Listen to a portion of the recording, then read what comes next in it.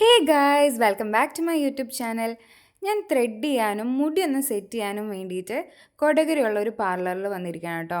അപ്പോൾ ത്രെഡിങ്ങും സെറ്റിങ്ങും ഒക്കെ കഴിഞ്ഞിട്ട് ഞാൻ റെഡി ആയിട്ടുണ്ട്. ഞാൻ മാത്രമല്ല, അച്ചും മുടിയും താടിയൊക്കെ ഒന്ന് ഒതുക്കാനായിട്ട് വന്നിട്ടുണ്ട്. ഇന്നത്തെ സ്പെഷ്യാലിറ്റി എന്താ അച്ചു? നിന്റെ കൂട്ടുകാരൻ്റെ എൻ്റെ ജൂനിയറിൻ്റെ എൻഗേജ്മെന്റ്. യെസ്, എൻ്റെ ബെസ്റ്റ് ഫ്രണ്ടിൻ്റെ എൻഗേജ്മെൻ്റ് ആണ്. ഞാൻ കുറച്ചുകൂടി ആഘോഷകരമാക്കേണ്ട ഒരു സാധനമായിരുന്നു അത്. പക്ഷെ എന്നെക്കൊണ്ട് പറ്റുന്ന രീതിയിൽ ഞാൻ ഇന്ന് ആഘോഷകരമാക്കും. എൻ്റെ ബെസ്റ്റ് ഫ്രണ്ട് എന്ന് പറഞ്ഞു കഴിഞ്ഞാൽ ഞങ്ങൾ കോളേജ് തൊട്ട് ഒരുമിച്ചാണ്. കോളേജ് കഴിഞ്ഞിട്ട് ഇപ്പോൾ കാലം കുറേയായി. അപ്പോൾ നമുക്കപ്പോൾ ഹെയർ സെറ്റ് ചെയ്യാനുണ്ട്, ഡ്രസ്സ് സാരി ഉടുക്കാനുണ്ട്, മേക്കപ്പ് ചെയ്യാനുണ്ട്. ഇതൊക്കെ ഒരു 1.5 മണിക്കൂറിൽ ചെയ്തിട്ട് നമുക്കിന്ന് ഇറങ്ങണം. അപ്പോൾ നമുക്ക് ഓരോന്നായിട്ട് തുടങ്ങാം. ഫസ്റ്റ് തന്നെ നമുക്ക് ഒന്ന് കുളിക്കാം ഒന്നും കൂടെ. എന്നിട്ട് ഫേസ് പാക്ക് ഇടാം, ഫേസ് മാസ്ക് ഇടാം. അതിൻ്റെ കൂടെ നമുക്ക് പതുക്കെ ഓരോ സാധനങ്ങളായിട്ട് ചെയ്യാം. ഇപ്പോൾ 3:50 ആയിട്ടുണ്ട്. ഞാൻ കുളിച്ച് പാവാടയും അതിൻ്റെ ബ്ലൗസ് ഇട്ടിട്ടുണ്ട്. ട്രഡീഷണലാണ് ആക്ച്വലി തീം വരുന്നത് എൻഗേജ്മെൻറ്റിന്. പക്ഷേ എൻ്റെ സാരി അത്രയ്ക്ക് അങ്ങനെ ട്രഡീഷണൽ അല്ല. ഫോക്കസ് ആവണില്ലല്ലോ, എന്താ അങ്ങനെ? ഇപ്പോൾ ഫോക്കസ് ആയില്ലേ?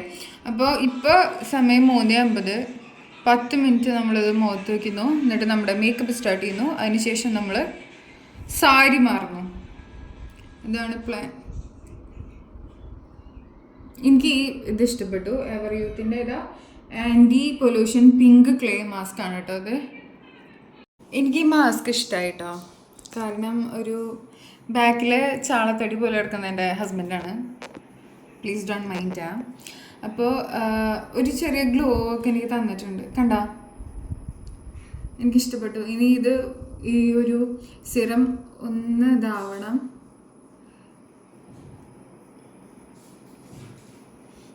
ഫോണിൽ കൂടെ നോക്കുമ്പോൾ ഒരു ഇരുണ്ടൊരു ഇത് തോന്നുന്നു. പക്ഷെ നേരിട്ട് അങ്ങനെയല്ല. ഇതൊന്ന് വറ്റിയതിന് ശേഷം നമ്മൾ ചെറിയൊരു വലിയ എക്സ്റ്റെൻസീവ് മേക്കപ്പ് ഒന്നുമല്ല, ജസ്റ്റ് ഒരു ഫൗണ്ടേഷനൊക്കെ ഇട്ടിട്ട് ഒന്ന് ചെറുതായിട്ട് സെറ്റ് ആവുന്നുണ്ട്. ഫൗണ്ടേഷൻ ഞാൻ ബാംഗ്ലൂരിൽ നിന്ന് എടുത്തിട്ടുണ്ടോയെന്ന് അറിയില്ല. എടുത്തിട്ടുണ്ടെങ്കിൽ ഫൗണ്ടേഷൻ ഇടും, അല്ലാന്നുണ്ടെങ്കിൽ അതില്ലാണ്ട് നമ്മൾ ഒരുങ്ങും. ഇപ്പം ഞാൻ എൻ്റെ മുഖത്ത് ചെയ്തതിന് എന്താ പറയുക, അതെന്താ ബേക്കിംഗ് എന്ന് വെച്ചാ പറ. ഞാൻ പറഞ്ഞെന്ത് പറ. ഒക്കെ ചെയ്ത് കഴിഞ്ഞതിന് ശേഷം വേർക്കണ്ടിരിക്കാൻ വേണ്ടി, സെറ്റ് ചെയ്തിരിക്കാൻ വേണ്ടി, സെറ്റ് ചെയ്തിരിക്കാൻ വേണ്ടി ആവശ്യം വരും. എനിക്കിട്ടായിരുന്നു വരും ചില സമയത്ത്. നമ്മുടെ ബേക്കിംഗ് കഴിഞ്ഞു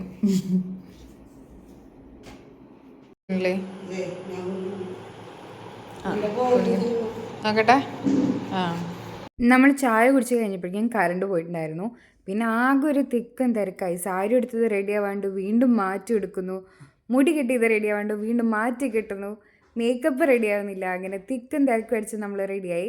this is my final look guys. എങ്ങനെയുണ്ട്? ഇടയിൽ ബ്ലൗസ് ഒന്ന് മാറ്റിയിട്ടുണ്ട്. ഒരു പെട്ടെന്നുള്ള പിച്ചക്ക്. ഇനി നമുക്ക് വേഗം പോവാം. ഇവിടെ കറണ്ട് ഉണ്ടായില്ല, അത് കഴിഞ്ഞുകൊണ്ട് ഒന്നും സെറ്റപ്പ് ആയില്ല. ഞാൻ പോവാം, സമയം വൈകി. നല്ല ഭംഗിയാണ്. എന്താണ് ഈ ഗോൾപ്പാടം? വഞ്ചിയൊക്കെ ഇട്ടിട്ട് ആള് പോണ്.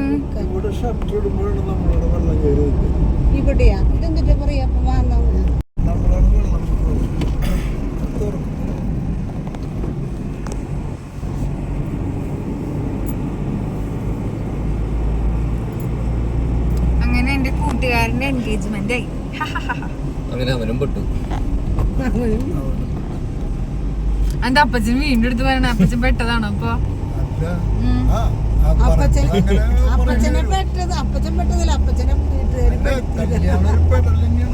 ആണോ? അതെന്താ അങ്ങനെ? പെൺപിള്ളേര് ബുദ്ധിമുട്ടാണെന്ന് പറയണ. ആ, പെൺപിള്ളേര് പെട്ടുന്നില്ലേ? അപ്പൊ ഈ പാരന്റ്സ് പേരൻസ് നമ്മൾ അങ്ങോട്ട് ഇങ്ങോട്ട് പെടുത്താൻ വേണ്ടിട്ടാണോ കുഞ്ഞിനെ തൊട്ട്? ഞങ്ങള് കണ്ടുപിടിച്ച സ്വയം അത്. അല്ലാത്തവര് കണ്ടുപിടിക്കാത്തവരെ കണ്ടുപിടിപ്പിച്ച് കെട്ടണത് പേരൻസ് അല്ലേ? അപ്പൊ അതിപ്പോ മക്കളെ പെടുത്തണതാ? അവരങ്ങടെ പഠിക്കട്ടെ. കണ്ട ഇപ്പഴാണ് മനസ്സിലാവണേ.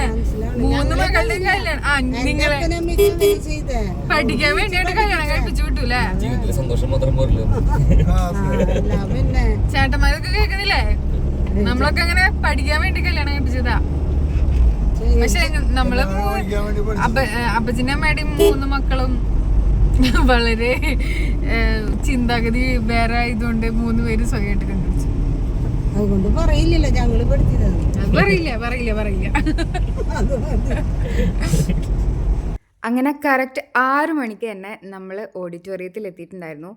സത്യം പറഞ്ഞാൽ ആദ്യമായിട്ടായിരിക്കും ഞാനൊരു സ്ഥലത്ത് ഒരു കല്യാണത്തിന് ആക്ച്വലി കറക്റ്റ് നേരത്തിന് എത്തണത്. നേരം വൈകി എത്തിയാണ് എനിക്ക് എന്നും ശീലം.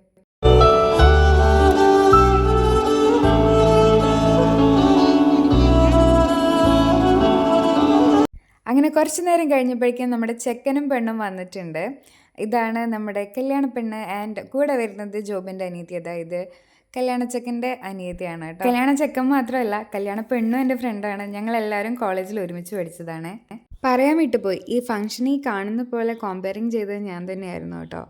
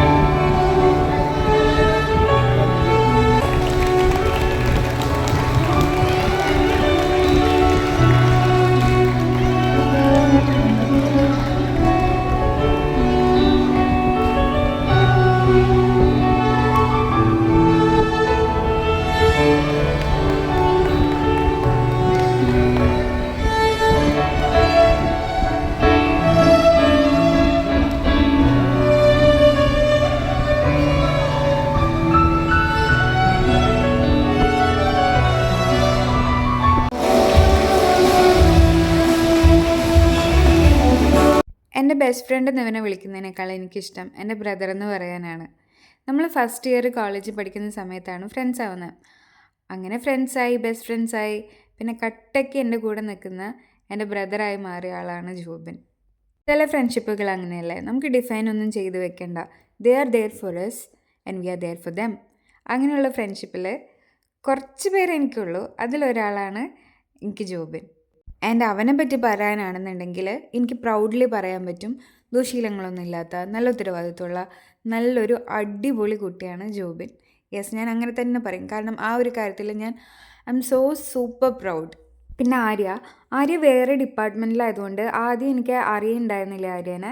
ജോബിനിലൂടെയാണ് ഞാൻ ആര്യനെ അറിയണത്. പിന്നെ പതുക്കെ നമ്മൾ ഫ്രണ്ട്സായി. എനിക്ക് തോന്നുന്നു കോളേജ് കഴിഞ്ഞതിന് ശേഷമാണ് ഞങ്ങൾ കൂടുതൽ ഫ്രണ്ട്സായത്.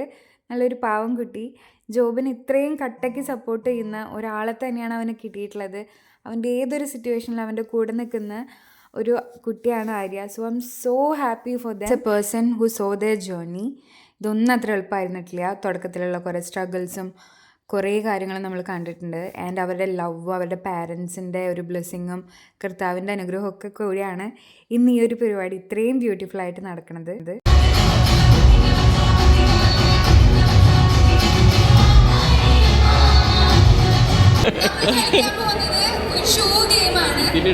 രണ്ടുപേർക്ക് റൂൾസ് ഞാൻ പറഞ്ഞു തന്നിട്ടുണ്ട്, മനസ്സിലായിട്ടില്ലേ? ജോബിൻ, നിങ്ങളിൽ ഏറ്റവും നന്നായി ഫൈറ്റ് ഉണ്ടാക്കുന്നത് ആരാണ്? റൂള് മനസ്സിലായിട്ടുണ്ടായിരുന്നില്ല. എന്തായാലും നമുക്ക് തേർഡ് ക്വസ്റ്റ്യനിലോട്ട്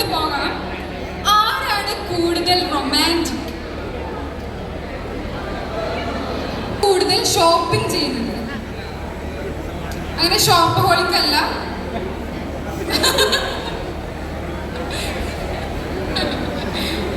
ഓക്കെ, ഈ ഒരു ക്വസ്റ്റ്യൻ നന്ദി.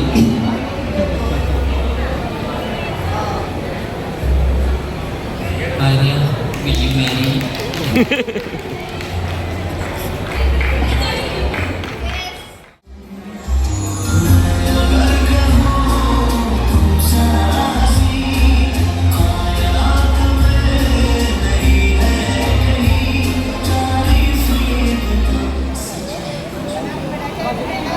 എങ്ങനെയുണ്ട്?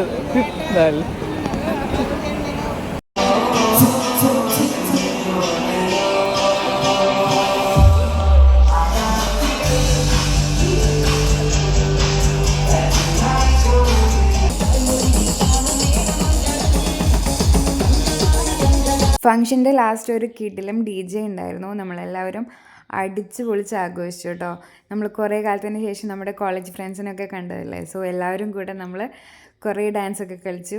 അച്ചു എൻ്റെ സീനിയർ ആയിരുന്നു. അതുകൊണ്ട് അച്ചുവിൻ്റെ ഫ്രണ്ട്സ് എന്ന് പറയാൻ ഇവിടെ ആരും ഇല്ലാത്തതുകൊണ്ട് അച്ചു കുറച്ച് നേരം എൻ്റെ കൂടെ വന്നുള്ളൂ.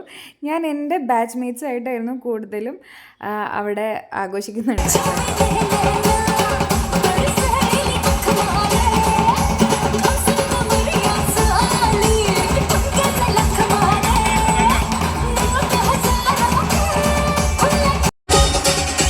So that's it guys, my best friends got engaged. ഇന്നത്തെ വീഡിയോ അത്രയ്ക്കേ ഉള്ളൂ. ഇതൊക്കെ കഴിഞ്ഞ് നമ്മൾ നേരെ വീട്ടിൽ പോയി. അപ്പോൾ അടുത്ത വീഡിയോ ആയിട്ട് കാണുന്നതായിരിക്കും. എല്ലാവർക്കും bye bye. I love you. സൈനോറ.